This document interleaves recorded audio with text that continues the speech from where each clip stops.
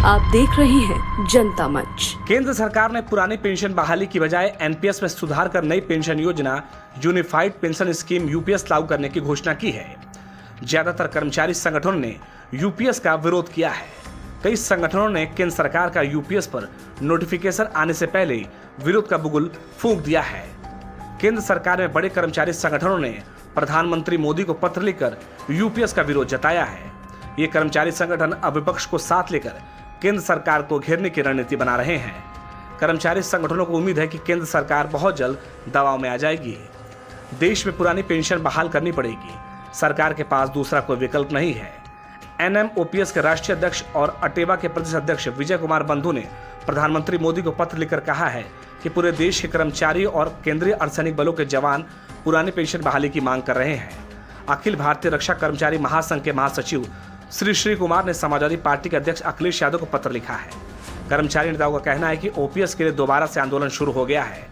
NMOPS के राष्ट्रीय अध्यक्ष और अटेवा के प्रदेश अध्यक्ष विजय कुमार बंधु ने पीएम मोदी को पत्र लिखा है। बंधु ने कहा है कि देश के 1 करोड़ से ज्यादा शिक्षक, कर्मचारी और अधिकारी बाजार आधारित विसंगतिपूर्ण एनपीएस व्यवस्था के दुष्परिणाम का दंश झेल रहे हैं। वे सेवानिवृत्ति के बाद इस व्यवस्था में अपने जीवन के गुजर बसर के लिए परेशान हैं। वजह एनपीएस में जो पेंशन दी जा रही थी वो पर्याप्त नहीं थी। पूरे देश के कर्मचारी व केंद्रीय अर्धसैनिक बल के जवान पुरानी पेंशन बहाली की मांग कर रहे थे। इस बीच केंद्र सरकार द्वारा पुरानी पेंशन बहाल कर नई पेंशन योजना यूनिफाइड पेंशन स्कीम लागू करने की घोषणा की गई। इसमें जो प्रावधान है उन्हें लेकर कर्मियों में भारी रोष व्याप्त है। अभी तक यूपीएस से जो जानकारी प्राप्त हुई है उसके अनुसार एनपीएस से भी ज्यादा खराब है। इसमें शिक्षकों, कर्मचारियों और अधिकारियों को मिलने वाले बेसिक पे व डीए के वेतन का 10वां भाग सरकार कटौती के नाम पर ले रही है।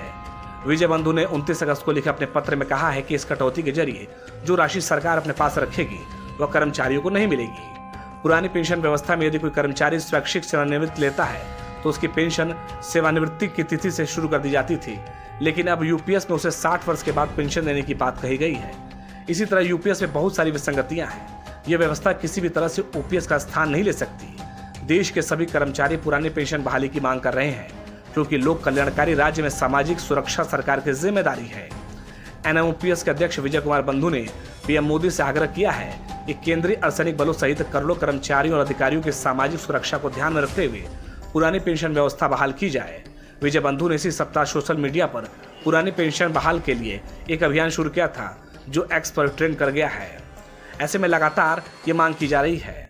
अखिल भारतीय रक्षा कर्मचारी महासंघ के महासचिव श्री कुमार ने प्रधानमंत्री और जेसीएम के प्रतिनिधियों की बैठक का बहिष्कार किया था। उन्होंने सपा अध्यक्ष अखिलेश यादव को पत्र लिखा।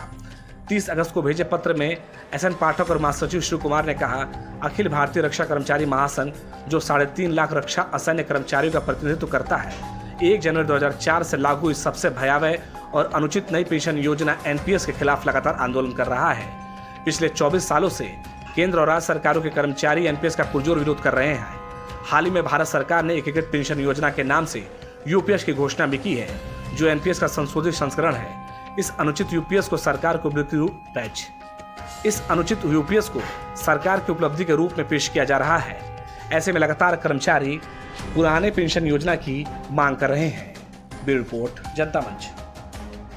अभी तक आपने हमारे चैनल को सब्सक्राइब नहीं किया है तो दिए गए स्क्रीन पर हमारे जनता मंच चैनल को सब्सक्राइब करें और बेल बटन दबाना बिल्कुल न भूलें।